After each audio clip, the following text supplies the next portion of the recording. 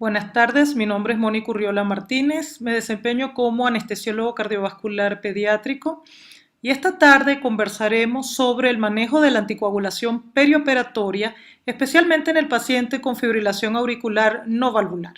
En esta primera parte solo se hablará de aquellos pacientes tratados con antagonistas de vitamina K. En relación a este tema, no tengo conflictos de interés que declarar.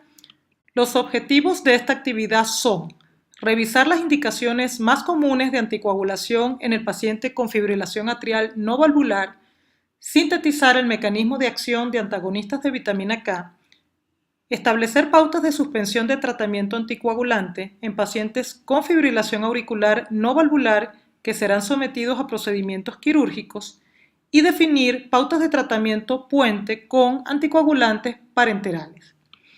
Estas guías están dirigidas fundamentalmente a pacientes con fibrilación auricular no valvular porque están basadas en las del Colegio Americano de Cardiología y la Asociación Americana del Corazón. Se supone que estos pacientes tienen una adecuada indicación de anticoagulación, lo cual incluye una dosis óptima, no están tomando agentes antiplaquetarios, su cirugía será un procedimiento electivo y no presentan sangrado activo para el momento de la evaluación. Antes de continuar, debemos definir 3 términos que se van a utilizar de forma repetitiva durante la plática. La fibrilación atrial no valvular es aquella que se presenta en ausencia de estenosis mitral reumática, reemplazo valvular mecánico o biológico o reparación valvular mitral. La interrupción temporal es el proceso por el cual un anticoagulante es suspendido por una o más dosis, lo cual resulta en una disminución o desaparición de su efecto anticoagulante previo a un procedimiento invasivo. Puente es el proceso por el cual un anticoagulante oral es descontinuado y reemplazado por uno subcutáneo o intravenoso antes o a continuación de un procedimiento invasivo. Por otra parte, se van a mantener las siglas en inglés para su rápida identificación en los documentos que sirvieron de referencias bibliográficas para la preparación de esta plática. En los pacientes con fibrilación auricular, el mayor riesgo existente es el de trombosis. Por esa razón, debe ser calculado para administrar tratamiento en caso de ser necesario. Existen numerosas escalas que pueden ser utilizadas. Sin embargo, una de las más empleadas es la CHADS-VASc, la cual fue desarrollada a partir del estudio NICE y ha sido validada en diferentes poblaciones. Toma en consideración las siguientes condiciones: insuficiencia cardíaca congestiva o disfunción sistólica ventricular izquierda, hipertensión arterial sistémica, edad, la cual si se encuentra entre 65 y 74 años tendrá una puntuación de 1 y si es igual o superior a 75 tendrá una puntuación de 2. Diabetes mellitus, antecedentes de tromboembolismo, evento vascular cerebral o accidente isquémico transitorio, enfermedad vascular y sexo femenino.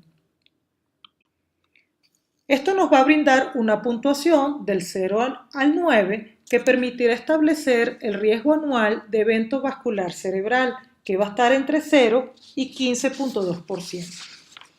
En la actualidad, pacientes con fibrilación auricular no valvular y puntuación igual o superior a 2 van a recibir o tienen indicación de anticoagulación oral, bien sea con antagonistas de vitamina K o anticoagulantes de acción directa.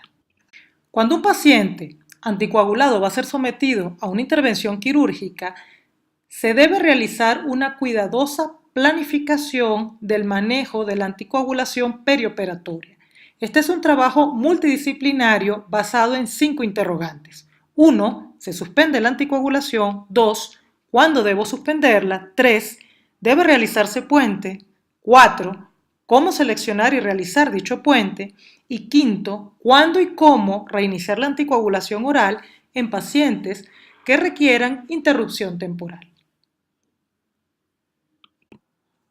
Para poder dar respuesta a estas 5 interrogantes, se debe determinar 2 tipos de riesgo: el desangrado del procedimiento y el desangrado del paciente. No solo hay que establecer el riesgo volumen de sangrado, sino también la repercusión del mismo. Por ejemplo, Pequeñas cantidades de sangre en relación con anestesia neuraxial o después de cirugía cardíaca, intraocular, intracraneal o espinal pueden incrementar de forma significativa la morbimortalidad. Por esta razón, procedimientos con bajo volumen de sangrado, pero secuelas significativas asociadas, se van a clasificar como de alto riesgo. Diferentes sociedades profesionales han clasificado sus procedimientos. Esta información se encuentra disponible en línea y puede consultarse en cualquier momento. Sin embargo, en algunos casos, este riesgo es incierto.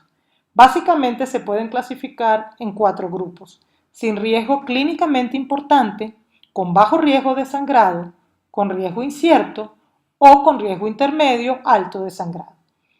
Algunos procedimientos se podrán realizar sin interrupción temporal y en otras oportunidades, aunque se requiera la interrupción temporal, no siempre se requerirá el puente. Para establecer el riesgo de sangrado del paciente existen numerosas escalas. Una de las más utilizadas es la Hasbled, que toma en consideración los siguientes parámetros: hipertensión arterial sistémica, función renal y hepática anormales, evento vascular cerebral previo, historia de o predisposición a sangrado mayor, INR lábil, senectud, uso concomitante de agentes antiplaquetarios o AINES, uso de drogas o alcohol. A cada parámetro individual se le da un valor de 1 y una puntuación igual o mayor a 3 está asociada con alta probabilidad de sangrado. Otros elementos a considerar en el algoritmo de manejo perioperatorio son episodios de sangrado en los últimos 3 meses, alteraciones cuantitativas o cualitativas de la plaqueta, INR superior al rango terapéutico en el momento del procedimiento, historia previa de sangrado en puentes anteriores o historia previa de sangrado en procedimientos similares. Como se mencionó en la presentación, en esta plática solo nos referiremos a aquellos pacientes que estén recibiendo tratamiento con antagonistas de vitamina K. Estos inhiben la síntesis de factores de coagulación dependientes de vitamina K, 2, 7, 9 y 10, así como de las proteínas anticoagulantes C y S. El más utilizado en el mundo es la warfarina, que tiene una vida media entre 36 y 42 horas. Entonces, ¿qué debemos hacer en este paciente que está tomando warfarina y será sometido a un procedimiento quirúrgico? Lo primero que debemos hacer es evaluar el riesgo de sangrado del paciente. Si este está incrementado y el riesgo de sangrado del procedimiento es incierto, intermedio o alto, se debe suspender la administración de warfarina. Por otra parte, si el riesgo de sangrado del procedimiento es bajo, entonces se debe considerar la interrupción en base al juicio clínico y en conjunto con el grupo de especialistas. Por otra parte, si el riesgo de sangrado del paciente es bajo y el riesgo de sangrado del procedimiento es bajo, se realiza la intervención quirúrgica sin interrumpir los antagonistas de vitamina K. Si el riesgo de sangrado del paciente es bajo y el riesgo de sangrado del procedimiento es intermedio o alto, se debe suspender la administración de warfarina. Finalmente, si el riesgo de sangrado del paciente es bajo, pero el riesgo de sangrado del procedimiento es incierto, nuevamente se debe considerar la interrupción en base al juicio clínico y en conjunto con el grupo de especialistas.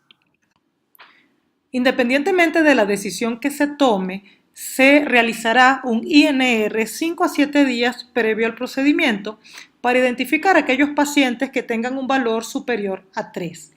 Esto, en primer lugar, nos permitirá reconsiderar la decisión en aquellos casos en los que se decidió realizar la intervención quirúrgica sin suspender la administración de antagonistas de vitamina K, o en aquellos pacientes que requieran interrupción temporal, permitirá estimar el tiempo de suspensión antes del procedimiento.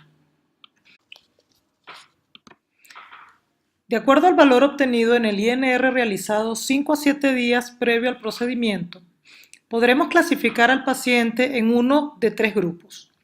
Si el nivel es supraterapéutico, se deberá descontinuar la warfarina 5 días o más, dependiendo del procedimiento a realizar, del INR actual y del INR deseado. Se debe revisar 24 horas antes del procedimiento. En aquellos pacientes con un valor entre 2 y 3, se descontinúa 5 días antes, de nuevo, de acuerdo al procedimiento, al INR actual y al INR deseado. También se debe revisar el INR 24 horas antes del procedimiento. Finalmente, en pacientes con niveles subterapéuticos, se descontinuará 3 o 4 días antes del procedimiento. Si el objetivo es obtener un INR normal, hay que revisarlo 24 horas antes del procedimiento. En aquellos pacientes programados para cirugías electivas con INR persistentemente elevados, se debe diferir el procedimiento hasta obtener INR normales. En pacientes en los que se ha decidido interrumpir la anticoagulación oral antes de un procedimiento quirúrgico, lo ideal es establecer una estrategia dirigida a minimizar el riesgo trombótico al tiempo de minimizar el riesgo de sangrado. Aunque no existe una escala validada para poder establecer este riesgo de trombosis perioperatorio, se utiliza regularmente la escala de Chapps-Fast que mencionamos anteriormente. Esta escala permitirá la estratificación del paciente en 3 categorías. Riesgo bajo, aquellos pacientes con una puntuación entre 1 y 4 sin evento tromboembólico previo. Riesgo moderado, pacientes con puntuación de 5 o 6 que han tenido un evento tromboembólico más de 3 meses antes del procedimiento. Riesgo alto, pacientes con una puntuación de 7 o más, o que han tenido eventos tromboembólicos en los 3 meses previos al procedimiento. Si el riesgo de trombosis perioperatoria del paciente es bajo, no está indicado el uso de agentes parenterales. Si el riesgo de trombosis perioperatoria es alto, se debe descartar evento tromboembólico en los últimos 3 meses. Si ha ocurrido, lo ideal sería diferir el procedimiento. Si esto no ha ocurrido, hay que evaluar el riesgo de sangrado del paciente. Si no se encuentra incrementado, tiene indicación de anticoagulación parenteral. Si está incrementado, se debe descartar sangrado mayor o hemorragia intracraniana en los últimos 3 meses. Si esto ha ocurrido, se sugiere no hacer el puente. Si no, también hay que considerar otros factores como el uso de antiagregantes plaquetarios o un INR alto. En el caso de pacientes con un riesgo de trombosis perioperatoria moderado, también hay que descartar el riesgo de sangrado del paciente. Si está elevado, no está indicado el uso de agentes parenterales. Si no, se debe descartar la existencia de eventos vasculares cerebrales previos o ataques isquémicos transitorios. Si esto no ha ocurrido, entonces se sugiere no hacer el puente. Si ha ocurrido, se sugiere hacer el puente. Como se puede observar, existe un grupo de pacientes en los que la decisión deberá ser tomada en base al juicio clínico de un equipo multidisciplinario. Algunas consideraciones en relación al puente. Su utilización es bastante común, aun cuando no se ha demostrado una disminución significativa de eventos tromboembólicos. El riesgo de sangrado es mucho mayor, de hecho la relación es 13:1. Los pacientes que más se benefician de esta terapéutica son aquellos con mayor riesgo de eventos tromboembólicos. Una vez que se tomó la decisión de hacer el puente, la siguiente pregunta a considerar es ¿cómo hacer el puente? Básicamente se utilizan 2 fármacos, heparina no fraccionada y heparina de bajo peso molecular. En pacientes con fibrilación auricular no valvular, el uso de heparina de bajo peso molecular está asociado a una menor duración en la hospitalización. Sin embargo, para poder decidir entre ambas opciones, se debe considerar la función renal, si es un paciente hospitalizado o ambulatorio, la tolerancia a inyecciones y, lógicamente, la parte económica. La administración de anticoagulación parenteral se iniciará 24 horas o más después de la primera dosis omitida de warfarina y se descontinuará 24 horas antes en el caso de la heparina de bajo peso molecular y 4 a 6 horas antes del procedimiento en el caso de la heparina no fraccionada. En caso de ser necesario, se puede utilizar prueba de antifactor 10 o tiempo parcial de tromboplastina de acuerdo al fármaco que se esté utilizando.